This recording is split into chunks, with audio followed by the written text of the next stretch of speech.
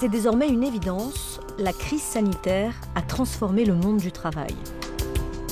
Les pénuries de main-d'œuvre atteignent des records et en France, sur les vitrines des commerces, les petites annonces n'attirent plus les regards. Bonjour à tous et bienvenue dans ce nouveau numéro de C'est en France. Recruter dans l'Hexagone est devenu un véritable parcours du combattant pour les patrons. Comment l'expliquer? Quels sont les secteurs les plus touchés par cette pénurie de main-d'œuvre? On fait le point en images. Près de 20% de démissions supplémentaires en juillet 2021 par rapport à 2019.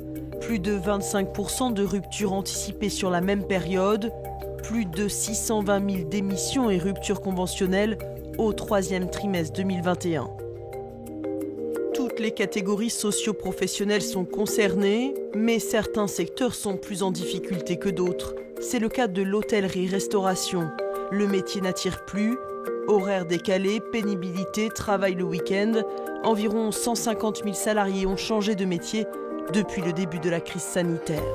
Plus de 250 000 postes sont désormais à pourvoir dans les cafés, les hôtels et les restaurants. Les employeurs cherchent aussi à recruter dans le transport et la logistique. Entre 40 et 50 000 professionnels du transport routier manquent à l'appel. Dans les airs aussi, la situation est critique. Certaines compagnies sont obligées d'annuler des vols faute de personnel dans les avions. Avec le retour massif des passagers, les aéroports, eux, débordent et le personnel manque cruellement, notamment aux portiques de sécurité. Autre secteur très touché par cette pénurie de main-d'œuvre, la santé. Les offres d'emploi ont augmenté de 37%. Faute de soignants, les hôpitaux publics doivent fermer des lits, voire limiter l'accueil des patients dans les services d'urgence.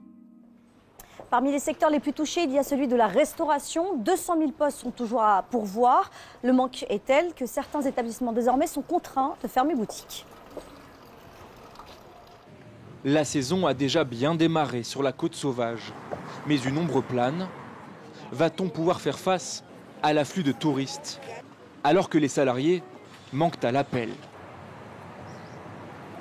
Dans cet établissement, une institution locale, la plupart des tables sont réservées. Attention, excusez-moi. Ici, le responsable a réussi à embaucher 2 saisonniers. Voici, bonne dégustation.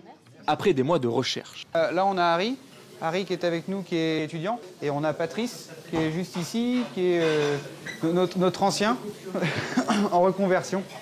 Mais cela ne suffira pas. Il lui manque toujours une dizaine de personnes, la moitié de l'effectif habituel. C'est du jamais vu.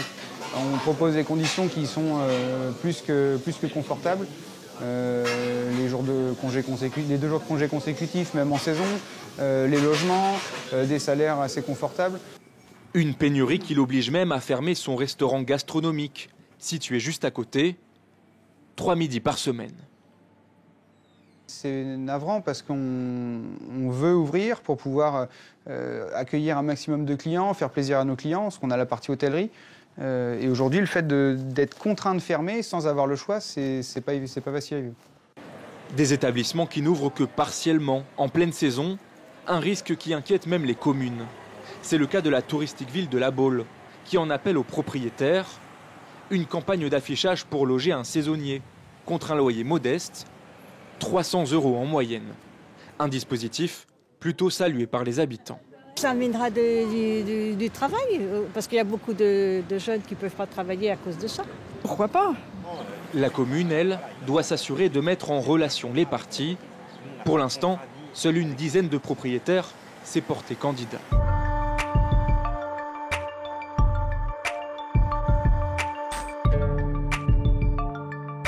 Christine Herel, bonjour. Bonjour. Merci de nous recevoir ici au Conservatoire national des arts et métiers où vous êtes professeur. Alors qu'est-ce que ce manque de main-d'œuvre signifie? Est-ce que le rapport des Français au travail a finalement changé? Alors la première chose, c'est qu'il faut dire que ce type de problème de pénurie de main-d'œuvre n'est pas nouveau. Ce sont des choses qu'on a déjà observées auparavant, et notamment même déjà en 2019, avant le début de la crise sanitaire, il y avait eu une augmentation assez forte aussi des besoins en main-d'œuvre des entreprises et des difficultés de recrutement. Là, il se trouve que suite à la crise sanitaire, le phénomène est plus important. On se retrouve avec des niveaux plus importants en fait, de besoins non pourvus pour les entreprises. Mais malgré tout, il est encore trop tôt pour savoir si si ça renvoie à un réel changement de comportement des personnes sur le marché du travail, ou si c'est simplement une question de délai d'ajustement, parce qu'on a traversé une crise qui a été une crise très profonde. Il y a 3 millions de chômeurs en France. Comment expliquer qu'ils ne se tournent pas vers tous ces postes non pourvus ? Alors, il y a tout d'abord des problèmes de compétences, puisque certains des métiers sur lesquels on a des besoins importants sont des métiers à compétences spécifiques. Je pense par exemple à certains métiers d'ouvriers qualifiés dans l'industrie, dans la métallurgie ou dans le secteur de la construction. Donc là, on n'acquiert pas les compétences nécessaires en un jour, il faut se former, donc ça prend du temps. Donc Pôle emploi essaye d'orienter effectivement les chômeurs vers ce type de métier, mais c'est quelque chose qui ne peut pas se faire de manière instantanée. Ensuite, il peut y avoir des difficultés d'attractivité de certains emplois. Si on pense par exemple aux emplois d'aide à domicile, où il y a aussi des besoins importants, ou dans l'hôtellerie-restauration, on a des salaires faibles, on a des conditions de travail parfois difficiles qui font que certaines personnes ne vont pas avoir envie d'aller travailler dans ces métiers et préfèrent attendre en espérant avoir quelque chose qui sera un emploi de meilleure qualité pour elles. 80% des postes à pourvoir seraient dans les métropoles. Est-ce qu'il y a là aussi un déséquilibre géographique ? Alors, il est relatif puisque malgré tout l'emploi la population est largement concentrée là où se situe l'emploi. Ce qu'on observe de manière générale, c'est que la population a tendance à suivre l'emploi, même si les temps de transport peuvent être parfois relativement importants. Ensuite, on peut avoir des désajustements à une échelle plus fine, plus locale, c'est-à-dire vraiment certains bassins d'emploi un peu isolés dans lesquels il est plus difficile de recruter. Par exemple, dans l'agriculture, où les besoins pour des recrutements d'ouvriers agricoles peuvent être compliqués, ou vraiment sur certaines activités un peu spécifiques, comme les activités de service, comme je le disais aussi, encore une fois, l'aide à domicile, à la campagne, par exemple, ça va être particulièrement difficile de trouver des personnels. Alors en France, des patrons innovent toujours plus pour tenter d'attirer de nouveaux candidats. On va regarder ce sujet ensemble et on en discute juste après. Lui offre 20 gros billets de 50 €, ce qui fait 1 000 €. 1 000 € pour appâter un pizzaiolo. Le patron de ce restaurant a bien essayé les circuits de recrutement traditionnels, mais en vain, d'où son appel sur les réseaux sociaux. On cherche des gens qui sont des affectifs, des passionnés. C'est un point, un trait. Le reste, ça suit et ça a toujours suivi. Le salaire le plus élevé dans notre entreprise, c'est 5 000 € net par mois. On n'a toujours pas trouvé notre chef pizzaiolo. Ici, ce patron nîmois garantit 1 an de pizza gratuite à qui trouvera son prochain chef cuisinier. Une méthode qui semble fonctionner. Parmi les nombreuses candidatures, une vingtaine de profils pourraient déjà correspondre. Et la restauration n'est pas le seul secteur concerné. À Paris, ce cabinet a mis en place une loterie pour attirer plus de candidats dans les entreprises. 100 000 € à gagner pour un CV déposé et 2 personnes parrainées. Un tirage au sort désignera le vainqueur. Bien sûr que c'est un gros coup de com' dans le but d'avoir des CV pour pouvoir répondre à cette pénurie. Une pénurie de main-d'œuvre que subit même le rectorat de Versailles. Donc ceux qui ont un entretien calé à 10 h, bienvenue, venez. Pour embaucher des professeurs des écoles, 4 journées de job dating ont été organisées. Les candidats devaient au moins avoir un bac +3. Ensuite, ils avaient 30 minutes pour convaincre. Lui, ce qui compte, c'est une réponse très rapide, parce qu'il y a beaucoup d'offres d'emploi disponibles. Donc une fois qu'il y a la motivation, il faut un entretien rapide et une réponse rapide. Parmi les postulants, des profils très éloignés de l'enseignement. J'étais fiscaliste à EDF. J'ai eu 4 enfants, je me suis occupé d'eux, ça m'a intéressé de faire le programme de maths avec eux. Et puis, j'ai atteint la cinquantaine, donc je me dis qu'il faut peut-être changer un petit peu de vie, avoir un autre rythme. Les syndicats de l'éducation nationale dénoncent ces recrutements hâtifs. Pour eux, ils précarisent le métier et font baisser le niveau. La France n'accueille que très peu d'immigration dite économique. Est-ce que cela peut être aussi une solution ? Oui, bien sûr. C'est une manière effectivement de combler les déficits en main-d'œuvre que d'aller chercher une main-d'œuvre à l'étranger. Et notamment sur certains métiers qui, comme je le disais, attirent peu, y compris pour des questions qui sont des questions salariales.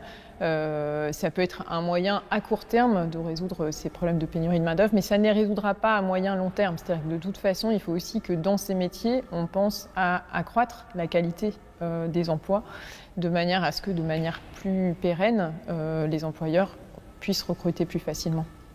Qu'en est-il de la formation en France ? Est-ce que la France est bonne élève pour accompagner vers une reconversion professionnelle ?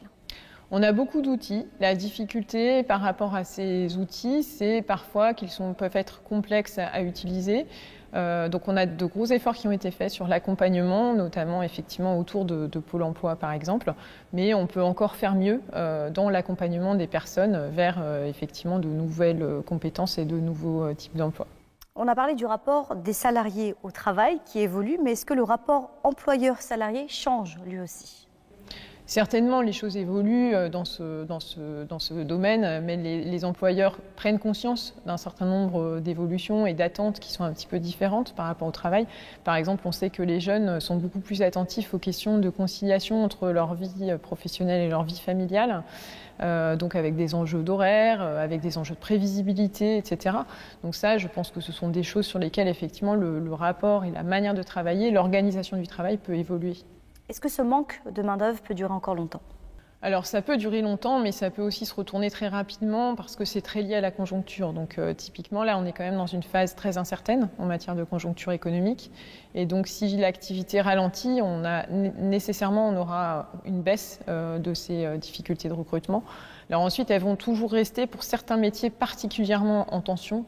Et je pense qu'il y en a un petit peu deux catégories. Il y a les métiers très qualifiés, d'ingénieurs par exemple, sur lesquels les besoins de formation sont importants, mais ça ne se fait pas rapidement, ou les métiers d'ouvriers qualifiés que j'évoquais précédemment.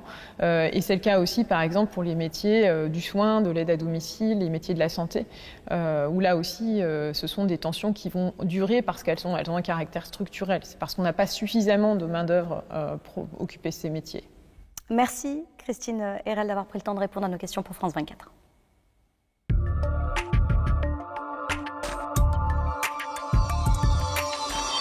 Voilà, c'est la fin de cette émission. Merci à vous de l'avoir suivi. On se retrouve très vite sur France 24.